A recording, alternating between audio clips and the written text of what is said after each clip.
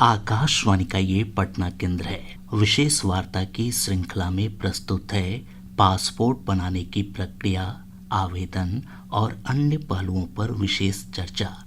बातचीत के लिए आज के विशिष्ट अतिथि हैं पासपोर्ट कार्यालय पटना में वरीय अधीक्षक श्री दिलीप कुमार। उनसे बातचीत कर रहे हैं आकाशवाणी संवाददाता धर्मेंद्र कुमार राय। श्रोताओं, धर्मेंद्र कुमार राय का नमस्कार। आकाशवाणी समाचार की ओर से विशेष परिचर्चा कार्यक्रम में आपका स्वागत है। आज हम पासपोर्ट बनाने की प्रक्रिया, इसके आवेदन की प्रक्रिया और अन्य पहलुओं के बारे में बातचीत करेंगे। और इसके बारे में बातचीत के लिए हमारे साथ आकाशवाणी स्टूडियो में उपस्थित हैं पासपोर्ट कार्यालय पटना के वरीय अधीक्षक दिलीप कुमार जी। दिलीप कुमार जी, आपका कार्यक्रम में बहुत बहुत स्वागत है।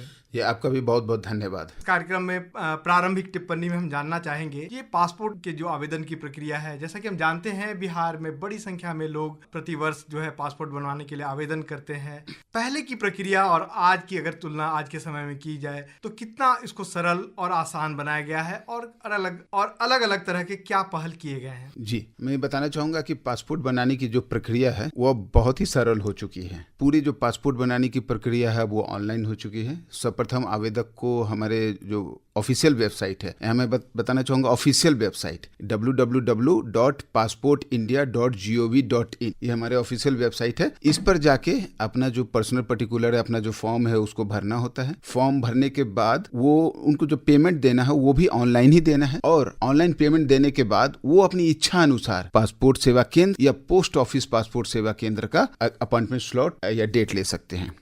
उसके बाद वहाँ जब वो प्रोसेसिंग के लिए जाते हैं तो वहाँ भी एक उनका जो प्रोसेसिंग होता है वो बहुत ही एक ट्रांसपेरेंट वे में होता है और सारा कुछ डिजिटाइज है, और उनका जो प्रोसेसिंग का काम मुश्किल से 30 से 40 मिनट के अंदर पूरा उनका खत्म हो जाता है। जी, ऑनलाइन प्रक्रिया में जो है जी, जैसा कि हमने जाना आपसे कि 30 से 40 मिनट में ही सारी प्रक्रिया पूरी हो जाती है। बहुत अच्छी जानकारी दी आपने कि सारी प्रक्रिया जो है ऑनलाइन हो चुकी है और लोगों की सुविधा के लिए यह किया गया है।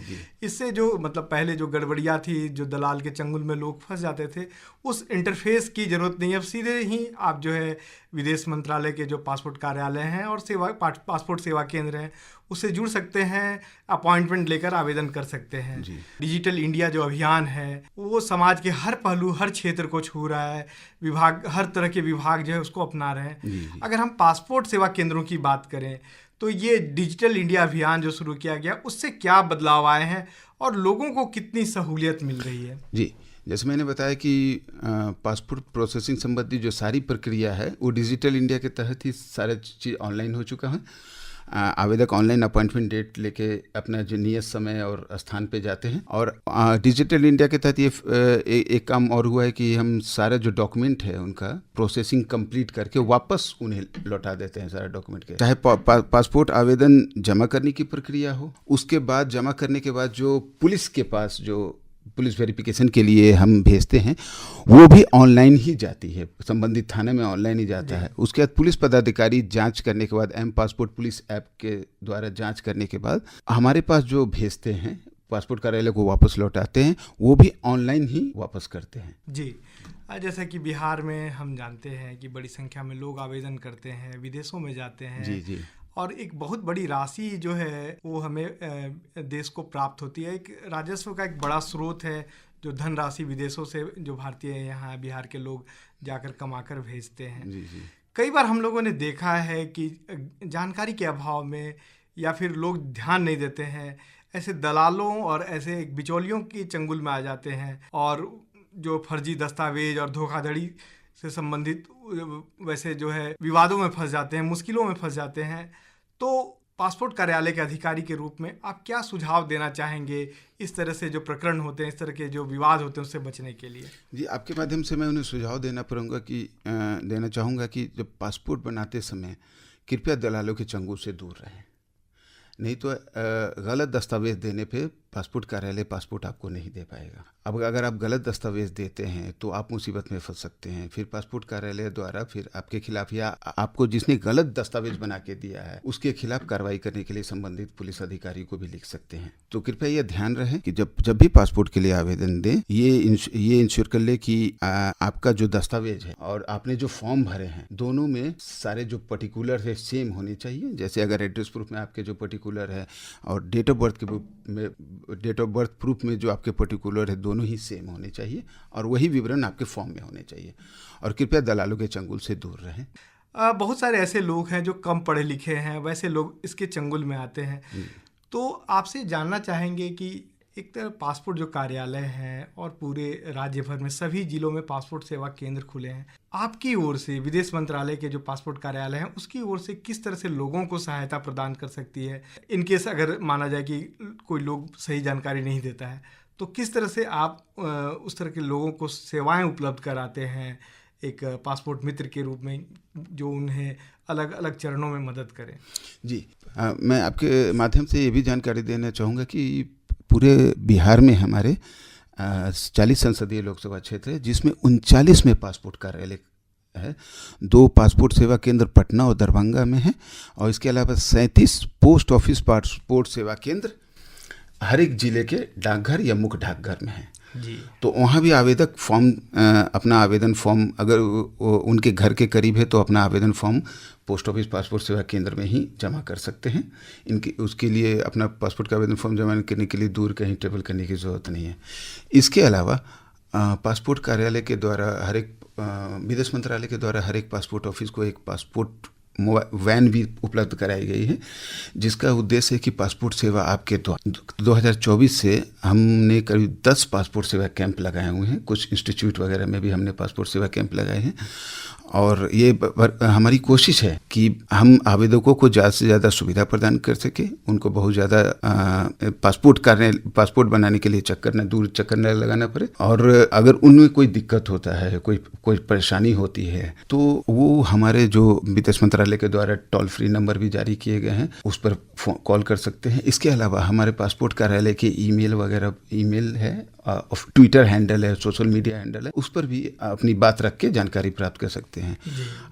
हम हर एक महीने कम से कम 4 से 5 हज़ार ईमेल का जवाब देते हैं। ट्विटर पर जो भी सवाल पूछे जाते हैं उनके आवेदन संबंधित या पासपोर्ट की प्रक्रिया संबंधी जो भी सवाल पूछते हैं आवेदक, उसका जवाब प्रायोरिटी पे दिया जाता है। जी, ये पासपोर्ट जो है एक बहुत महत्वपूर्ण दस्तावेज है। आपसे हम जानना चाहेंगे कि अगर कोई व्यक्ति, कोई युवक जो है नौकरी के लिए या अन्य जो है ज़रूरतों के लिए पासपोर्ट बनवाना चाहता है तो उसके पास क्या वैसे वैलिड दस्तावेज होने चाहिए जिसके आधार पर वो आवेदन कर सकता है? हाँ, पासपोर्ट बनाने के लिए मुख्यतः 2 ही चीज़ चाहिए होता है, एक पते का प्रमाण पत्र और दूसरा जन्म तिथि का प्रमाण पत्र। और अगर ECNR और ECR पासपोर्ट लेना है तो उसके लिए 10th का certificate, 10th and above certificate लगता है। तो जो भी डॉक्यूमेंट, मैंने जैसे बोला कि अगर आप जो भी डॉक्यूमेंट रखते हैं कृपया ये इंश्योर कर ले कि इस डॉक्यूमेंट में पर्टिकुलर सब सेम हो, आपने जो एप्लीकेशन फॉर्म भरा है उसी के अनुसार हो। और अलग अलग कैटेगरी में डॉक्यूमेंट संबंधी जो जानकारी है हमारे वेबसाइट पर स्पष्ट रूप से डॉक्यूमेंट एडवाइजरी सेक्शन है www.passportindia.gov.in, उस पर आपको अलग अलग कैटेगरी के लिए किस कैटेगरी के लिए कौन कौन से डॉक्यूमेंट है स्पष्ट रूप से विवरण दिया हुआ है। ये तो आम लोगों की बात हुई। जो पासपोर्ट कार्यालय है वो अलग अलग वर्ग के लोग हैं, जैसे वरिष्ठ नागरिक हैं, दिव्यांगजन हैं और कई लोगों को जो है मतलब इमरजेंसी में पासपोर्ट की ज़रूरत होती है तो उनके लिए भी सुविधाएं उपलब्ध कराता है। तो ऐसे लोगों के लिए किस तरह से वे आवेदन कर सकते हैं और क्या सुविधा उन्हें दी जाती है? जी, जिनको इमरजेंसी में पासपोर्ट की जरूरत है उनको तत्काल आवेदन करते हैं। तत्काल आवेदन की सुविधा पासपोर्ट सेवा केंद्र पटना और पासपोर्ट सेवा केंद्र दरभंगा में उपलब्ध है। तो उन लोगों के लिए तीन आइडेंटिटी, कोई भी 3 आइडेंटिटी जो प्रेस्क्राइब लिस्ट है हमारा जो वेबसाइट पे मिलेगा उस पर कोई भी 3 आइडेंटिटी देना होता है और सब में पर्टिकुलर सेम होना चाहिए। तो उनको उनका आवेदन एक बार स्वीकृत हो जाने के बाद तकरीबन 3 से 5 दिन के अंदर पासपोर्ट तत्काल में जारी कर दिए जाते हैं। और जहाँ तक वरिष्ठ नागरिक और विकलांगों के लिए है तो उनके लिए पासपोर्ट सेवा केंद्र में एक विशेष सुविधा उपलब्ध है। उनको लाइन लगने की जरूरत नहीं है, अलग से काउंटर उपलब्ध है और जहाँ एक सामान्य आवेदक का पूरा प्रोसेसिंग टाइम 35 से 40 मिनट के बीच होता है, तो वरिष्ठ जन और विकलांगों का प्रोसेसिंग टाइम स्पेशल टोकन देके 15 से 20 मिनट में उनका पूरा प्रोसेसिंग खत्म हो जाता है। दिव्यांगजनों के लिए और वरिष्ठ नागरिकों के लिए अलग से सुविधा है, जी। उन्हें अलग से टोकन देकर उनके लिए अलग व्यवस्था की गई है। तो ये जानकारी भी काफ़ी महत्वपूर्ण है। जैसे आपने बताया कि 2 तरह की सुविधा है, एक तत्काल पासपोर्ट के लिए भी आवेदन है और एक सामान्य प्रक्रिया है। तो ये जो सामान्य प्रक्रिया के तहत जो आवेदन किए जाते हैं, औसतन अगर देखा जाए तो कितने दिनों में ऐसे जो आवेदकों को पासपोर्ट उपलब्ध करा दिया जाता है? सामान्य जो आवेदक है उनका जैसे ही आवेदक स्वीकृत होता है, तो जैसे मैंने बताया कि इलेक्ट्रॉनिक उनका जो पुलिस वेरिफिकेशन रिपोर्ट है संबंधित पुलिस थाने में चला जाता है और पुलिस जांच प्रक्रिया होने के बाद वो भी ऑनलाइन हमारे पास भेजते हैं। और एक बार पासपोर्ट कार्यालय को उनका क्लियर रिपोर्ट मिल जाता है तो उसके भी 3 से 5 दिन के अंदर हम पासपोर्ट जारी कर देते हैं। आपने एक महत्वपूर्ण बात का उल्लेख किया जो इस पासपोर्ट बनाने की प्रक्रिया में एक महत्वपूर्ण कड़ी भी है, जो जिसे हम पुलिस सत्यापन बताते हैं। और ज़्यादातर लोगों को जो अड़चनें आती हैं, परेशानियां आती हैं, इसी प्रक्रिया में आती हैं। तो ये जो पुलिस सत्यापन की जो प्रक्रिया पुलिस के द्वारा की जाती है, लोगों को कठिनाई ना हो, लोगों को इसलिए किस बात का ध्यान रखना चाहिए? जो जानकारियां देती हैं कभी कभी मिसमैच हो जाती हैं, तो ऐसी स्थिति में पुलिस सत्यापन की प्रक्रिया में देरी भी होती है। कई बार देखा कि जेन्युइन मामलों में भी पुलिस की ओर से शिकायतें आती हैं कि जो पैसे लिए जाते हैं या फिर जो भ्रष्टाचार के आरोप लगते हैं। तो उस तरह के मामलों में किस तरह से पासपोर्ट कार्यालय इंटरवेंशन करता है ताकि जो जेन्युइन लोग हों किसी तरह से हरास नहीं हो, ऐसे कुछ जो मामलों में जो पुलिस के पदाधिकारी सत्यापन के दौरान करते हैं? जी, पुलिस वेरिफिकेशन के संबंध में तो मैं पहले ये बात बता दूं कि पुलिस वेरिफिकेशन की प्रक्रिया अब बहुत तेज़ी से संपन्न होती है। एक समय था जब पुलिस वेरिफिकेशन कंप्लीट होने में 35 से 40 दिन 45 दिन लगते थे।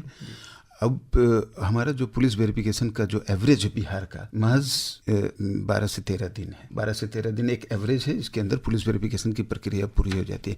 इसके लिए हाल ही में पिछले महीने बिहार सरकार को विदेश मंत्रालय की तरफ से दिल्ली में पुरस्कृत भी किया गया था। इसके लिए मैं बिहार पुलिस का भी धन्यवाद देता हूँ कि उन्होंने काफ़ी मेहनत की है और पुलिस वेरिफिकेशन प्रक्रिया को काफ़ी तेज़ी, कुछ जिले तो बहुत तेज़ी से ही निपटारा कर देते हैं पुलिस वेरिफिकेशन का। और हमारा उनके साथ लगातार संपर्क है, पत्राचार के माध्यम से हो या हमारे पासपोर्ट पदाधिकारी का उनके वरिष्ठ अधिकारी से लगातार संपर्क में रहते हैं। और हम लगातार पुलिस ट्रेनिंग भी कर रहे हैं। पुलिस अभी हमने राजगीर पुलिस एकेडमी राजगीर में ट्रेनिंग किया था, फिर पटना पुलिस के साथ ट्रेनिंग किया, सिवान और गोपालगंज पुलिस के साथ ट्रेनिंग किया, और ये सिलसिला जारी रहेगा। हर एक डिस्ट्रिक्ट पुलिस अथॉरिटी के साथ हमारी ट्रेनिंग जारी रहेगी। और जहाँ तक आपने बात किया वो करप्शन वगैरह का, तो उसके लिए बेशक वो अपने उस जिले के वरीय पुलिस अधिकारी से आवेदक संपर्क कर सकते हैं। हमें भी ईमेल के माध्यम से सूचित कर सकते हैं। हम भी ये बात जरूर उनके वरीय पुलिस अधिकारी को तक पहुंचाएंगे। जी, बहुत अच्छी बात है कि पासपोर्ट कार्यालय भी इसमें इस तरह के मामलों में इंटरवेंशन करता है।